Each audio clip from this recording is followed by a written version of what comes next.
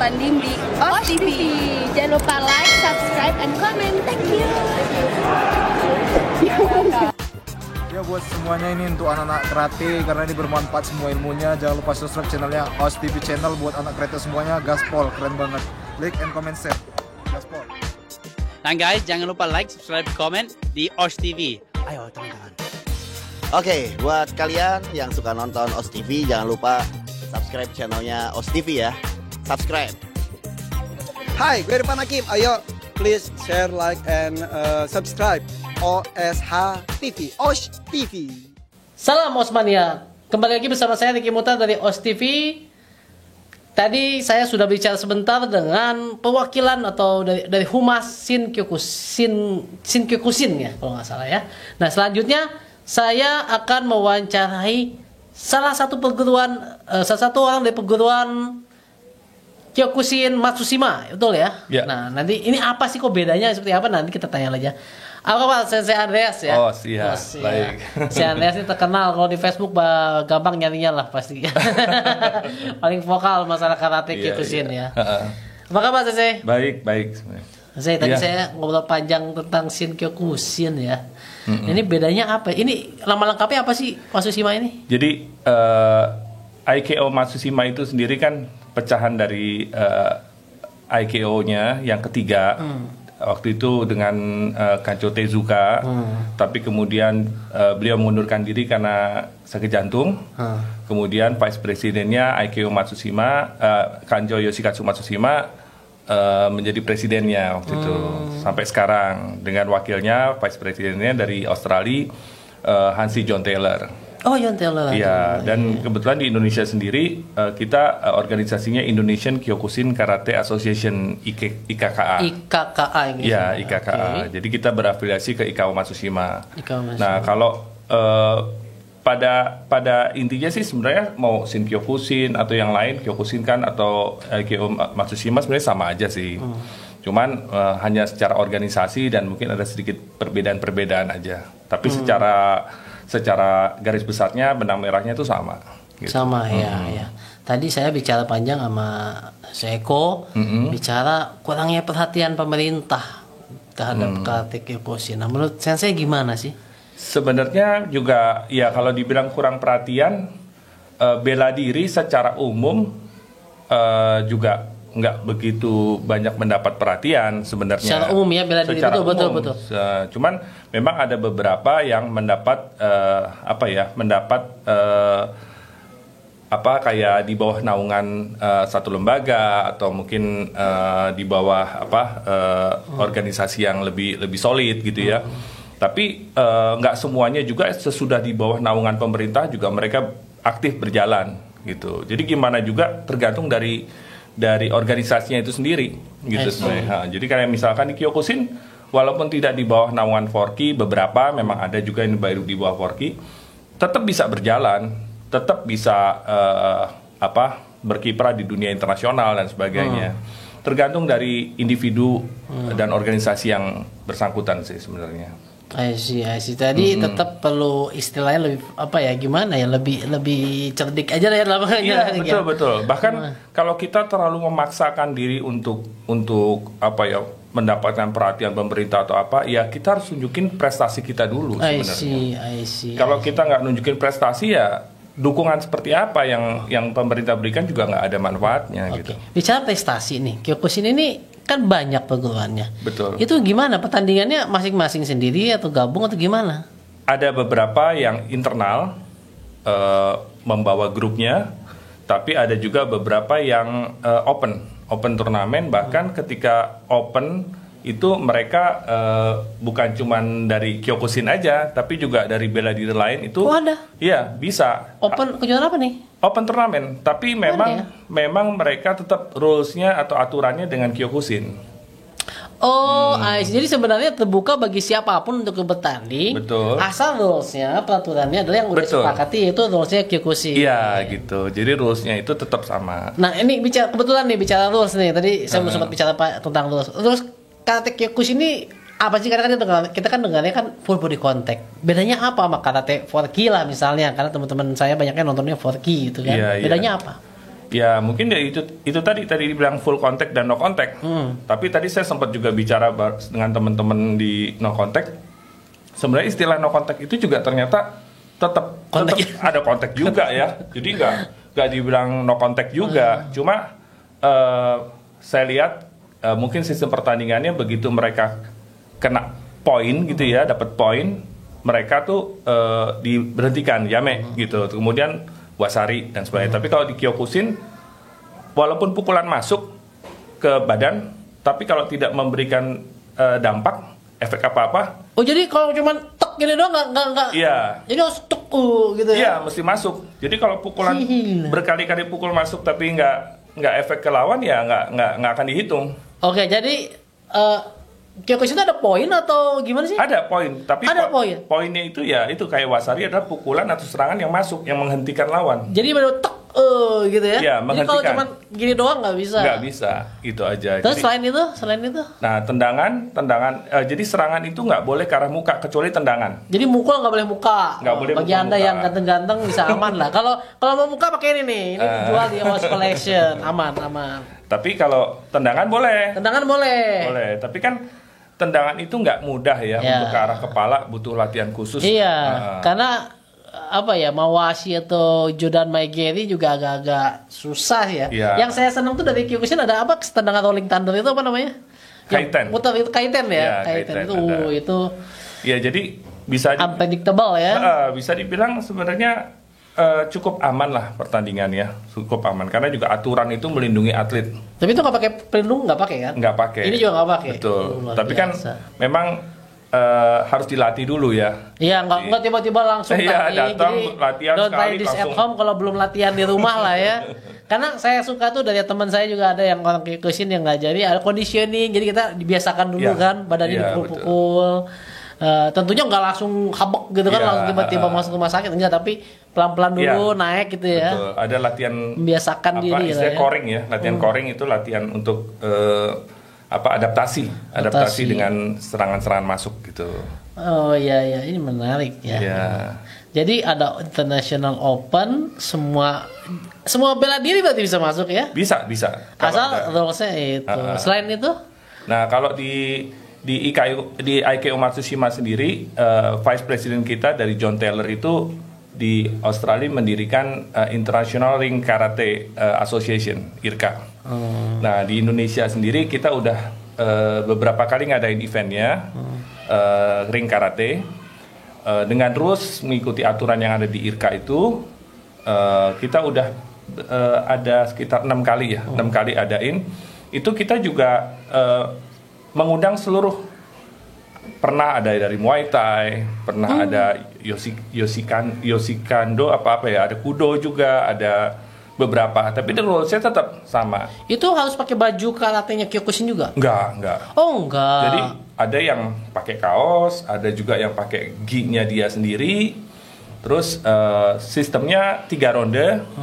Dan yang berat adalah karena dia sistemnya ring, jadi nggak ada out istilahnya gitu. Jadi mereka harus di situ terus karena ketahan ring kan, gitu. Itu yang membuat pertandingan lebih berat ya. I see. Jadi menarik ya. Jadi kalau saya nih, terutama teman-teman saya kan biasanya kalangan teman-teman Forky nih kan, kadang-kadang taunya karate itu doang gitu kan. Tapi tentunya kalau teman-teman Kyokushin melihat kita karate kok loncat-loncat sih, ya kan, sering kan. Itu kayaknya udah bukan rahasia umum. Jadi kalau kita lihat Kyokushin kok ngapain dia gini-gini, begitu bilang Kyokushin lihat kita kok loncat-loncat ya. Itu memang sebenarnya kalau saya lihat itu yang membedakan ya karena peraturan pertandingannya beda. Betul. Peraturannya berbeda membuat si atlet perlu beda strategi juga untuk jadi juara. Peraturan atau pertandingan berbeda juga mempengaruhi sistem latihan. Ya, betul, sistem latihan. Jadi sistem latihan itu yang berbeda karena peraturan latihannya, peraturan pertandingannya gitu. Contoh kalau karate yang di Forky itu kan soft contact nih. Betul. Iya. Kapan-kapan ya saya latihan Muay Thai gitu kan. Kadang-kadang kalau nggak bisa iniin ke bawah, jadinya padding itu bukan jadi bok gitu, bukan, tapi malah di jadi salah gitu kan. Memang kebiasaannya juga pola latihannya berbeda. Betul. Gitu. Iya, jadi kembali lagi tadi ring karate nih. Ring karate ini sebenarnya di kalangan Kyokushin di Indonesia juga udah lumayan menarik ya, menarik. Jadi ada beberapa dari teman-teman dari organisasi lain juga minta untuk diundang. Tapi memang karena ring karate ini sifatnya match, jadi berpasangan. Jadi dari awal itu memang sudah diatur, nggak kayak pertandingan.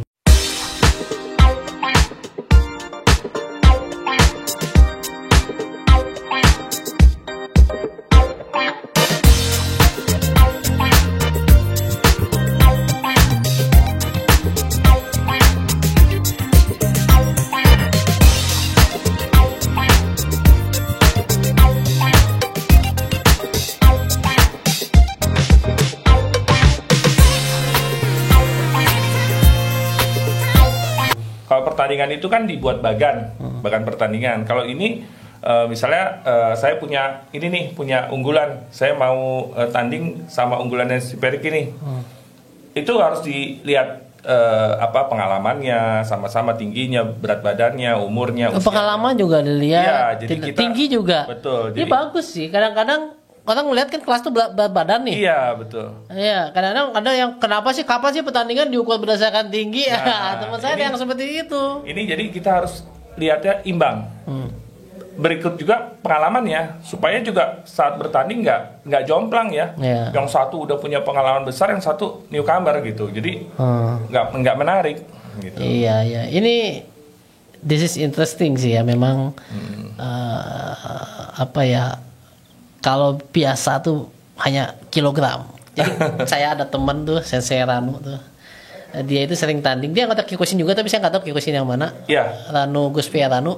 Tepat Shin Kyokushin. Oh, Shin Kyokushin. Ya. Ya beliau cerita, saya ini kalau tanding ya pasti lawannya kebagiannya tinggi-tinggi. Apalagi kalau kejuaraan dunia. Dia pernah ikut kejuaraan dunia di Kudo nggak salah. Lawannya tinggi-tinggi ya. Jadi ya udah berkurang sedikit poin lah dari situ untuk unggul lah. Tapi beliau masih bagus. Rendangnya pun ke kepala tuh pernah ini juga gitu, menjatuhkan Ranu juga. sendiri pernah ikut juga ring karate. Oh, pernah ikut juga. Iya, waktu itu lawannya Sensei Purwanto dari IKKA juga. Tapi waktu itu Sensei Ranu menang.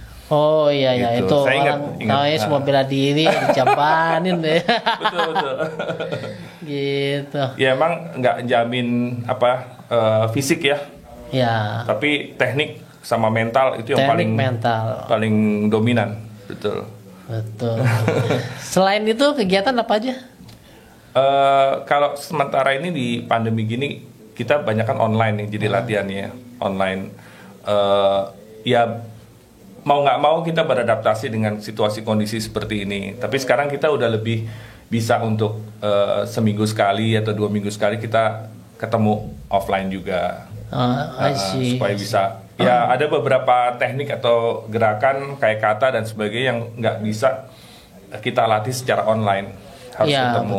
Betul. Bahkan kata sendiri pun nggak bisa seluruhnya. Betul. Online sih ya, lebih enak ketemu. Tapi daripada tidak melakukan apa-apa, lebih baik ya latihan lah, gerak-gerak dikit. Harus. Ini bahkan Hombu Dojo kita juga ya di Jepang udah mulai virtual online loh. Tiap weekend, Sabtu, hari ini hari Minggu nih, besok sore latihan online tuh dilakukan. Pertandingan pun juga sudah. Ya Kyokushin juga ada pertandingan virtual. Kemarin kita ngadain kata virtual, virtual kata, dan ternyata ada beberapa organisasi juga bikin begitu. Ya. Malah saya dengar ada yang bikin kayak saya juga nggak ngerti itu komite virtual, tapi saya juga nggak belum. Ada. Nanti kita juga di OS Event pakai itu. Jadi gitu konsepnya. Ini sekaligus saya ceritain, di OS Event tuh ada, kita mengadop dari Sport Data punya juga, dari WKF Sport Data, bukan WKF, Sport Datanya. Jadi komite itu dia tuh komite, tapi kayak ini kan ada target nih, latihan dengan target gitu, ada gerakan doang yang dinilai gerakan itu, jadi bukan komite one on one fighting. Kalau yang kita rencana di OS event nih, kita kan ada ini kan yang sistem pertandingan virtual. Betul. Ada nanti babak pertamanya dengan target diam, babak keduanya dengan padding, tak atau dengan target bergerak atau dengan multiple target. Jadi ini target ini, nanti yang dinilai sebenarnya gerakannya. Oh, sistem penilaiannya dari gerakannya. Ada ya? technical sama athletic performance-nya. Itu ada algoritmanya, nanti dinilai poinnya gede. Jadi ini bagus kita menggunakan 5 wasit nih. Jadi 5 wasit ini akan yang nanti nilai yang paling gede sama nilai yang paling rendah dihilangkan. Jadi kalau misalnya di wasit itu ada yang punya intensi untuk memenangkan tertentu, nggak bisa juga. Nggak bisa ngasih ketindihan, nggak bisa ngasih kerendahan, karena nilai tertinggi dan terendah akan hilang yang digunakan 3 ini. Oh, menarik. Jadi ya? menarik, itu yang kita implement, Pak. Boleh nanti mau bikin lagi Boleh, gitu. boleh. Iya. Ya itulah menariknya gitu. Ya memang kita harus sekreatif mungkin ya. Betul. Sekreatif mungkin beradaptasi dengan satu situasi tertentu. Kalau enggak ya begitu-begitu aja. Betul sekali. Ya memang kita harus tetap semangat, tabah menghadapi pandemi ini. Semangat. Ya. Memang semangatnya itu banyak yang hilang di dojo atau di tempat latihan. Ya beberapa ada yang udah sulit lah untuk diajak untuk latihan, atau mungkin udah nggak merasa latihan bosen, latihan online gitu. Jadinya nonton Netflix di rumah, main game, padahal badan udah berubah. Itu dia. Iya, menarik sih. Ya ini asik banget nih. Mungkin ada hal menarik lain yang mungkin bisa diceritain kalau di Matsushima ya. Ya, di IKEO Matsushima ini ya mungkin di Asia sendiri, di Asia Tenggara mungkin nggak terlalu banyak sih. Nggak banyak ya. Di Indonesia sama ada di Myanmar. Di Singapura belum. Ya memang tiap organisasi punya penyebarannya yang berbeda-beda ya. Beda-beda. Tapi aturan-aturan dari tiap grup gitu ya, di IKEO atau di yang berafiliasi ke Jepang kurang lebihnya sama. Bahkan mungkin di Jepang sendiri punya kayak kesepakatan juga bahwa mereka kalau misalkan mengadakan event juga suka bersama. Terus untuk tingkatan juga mereka saling mengakui selama ditandatanganin oleh yang kanconya itu. Ya, yang berhak, dan memang mereka tahulah gitu. Karena kan ada beberapa juga yang ya nggak menutup kemungkinan lah, kita nggak nutup mata ya bahwa memang ada organisasi yang kita nggak tahu ininya kemana atau siapa kanconya, nggak dikenal. Nah itu emang agak sulit sih untuk mendapat kesamaan, karena memang ada beberapa juga yang pindah mau masuk ke IKEO Matsushima di Indonesia. Kita lihat ijazahnya, ya kita nggak tahu ini dari mana. Nah itu yang sulit. Tapi ngulang lagi bisa kan, sabuk putih lagi. Bisa Tapi ngulang. orangnya nggak mau. Ya, atau enggak diuji lagi. Oh, diuji lagi. Ya, dia tingkatan apa, kita coba diuji bisa atau enggak. Jadi enaknya bisa mengakui dari perguruan lain ya. Betul, selama ijazahnya IKEO. Atau bagus sih, walaupun mereka terpencar-pencar beda organisasi, tapi saling mengakui. Betul. Tapi nggak ada yang tiba-tiba dikasih dan berapa gitu nggak? Nggak, ya memang ya itu tadi, kalau yang independen atau apa kan mungkin bisa aja gitu ya. Karena yang independen yang tidak terafiliasi. Iya. Kalau ini kan berarti kan dari Jepang langsung. Betul, kan? Kita nggak bisa. Jepang semua. Betul, ini. kita nggak bisa sembarangan. Jadi bukannya kita nggak mau, tapi memang nggak memungkinkan gitu, nggak memungkinkan. Mungkin kalau kanconya di sini, ininya kebijakan di sini ya bebas-bebas saja. I see. Gitu. Menarik.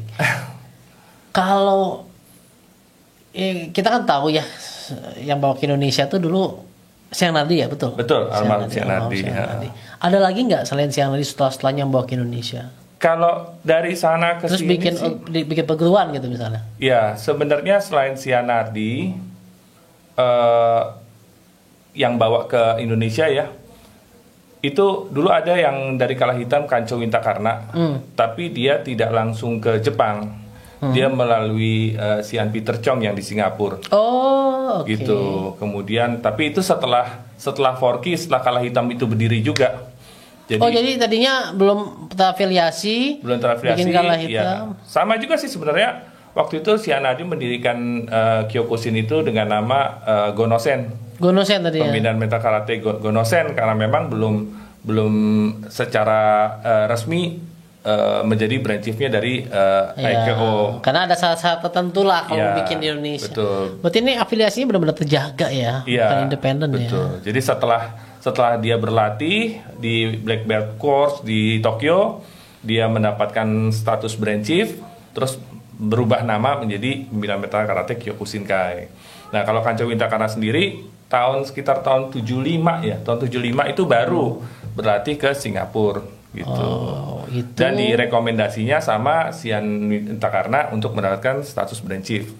Oh, gitu. Itu Singapura itu perwakilan dari Jepang atau Iya. berdiri di pusatnya di Singapura? Enggak, dia perwakilan dari Jepang. Oke. Dia waktu itu menjabat sebagai ketua di Asia, gitu. Kemudian dia bisa merekomendasi seseorang untuk menjadi brand chief. Tapi tetap yang ininya ke Tokyo juga, I see, gitu. Jadi Sian Peter Chong yang membuat. I see. Menarik lah ini. Aduh, kalau bicara Kyokushin tuh karena ternyata luas, tapi kita taunya kan Kyokushin. Nah, saya sih nggak tahu ternyata ada 15 perguruan di Oh sini. iya banyak. Dan ternyata menarik ya Betul. perjalanannya ini ya. Oke, mungkin sekian itu Sensei. Iya. Ini menarik sekali ya bicara tentang Kyokushin dan perguruan Matsushima, apalagi pertandingannya tadi antar bela diri ini kayaknya kalau lebih nanti ada lagi nggak? Seharusnya 2020 kemarin kita adakan kejuaraan dunia di Bali. Dunia di Bali. Ya. Waduh, tapi nanti bakal tertunda kan? Bakal Harus, ada kan? itu harus ada. Nah, ini perlu kasih tahu nih, berarti semua bela diri boleh ikut. Enggak, itu khusus IKU Matsushima. IKW Matsushima. Oke, boleh nanti dikasih tahu dong kalau Pasti kita kasih kejuaraannya tahu. ada ya, kita akan lihat Betul. pertandingan. Jadi IKW Matsushima aja ya. IKW Matsushima. Kalau di negara lain negara mana aja adanya? Kalau di dunia sih banyak ya, di Banyak. Pakistan ada, India. Yang paling dominan atletnya? Dominan ya banyak di Jepang, di Australia, Selandia Baru juga ada. Ada cukup banyak lah. Kemarin Banyak. juga pas kita kan tahun 2017 Asia Pasifik, the first Asia Pasifik yang pertama itu di Kelapa Gading kita bikin eventnya 2017. Kemudian yang kedua di Myanmar. Myanmar. Oh, oke. Jadi memang menyebar di beberapa Betul, negara betul. juga ya. Oke, terima kasih banyak Sensei Iya, Andreas sama-sama. ya. Aduh, bagi Anda jangan lupa like, komen dan subscribe. Stay safe and healthy. Os. Oh, Ya.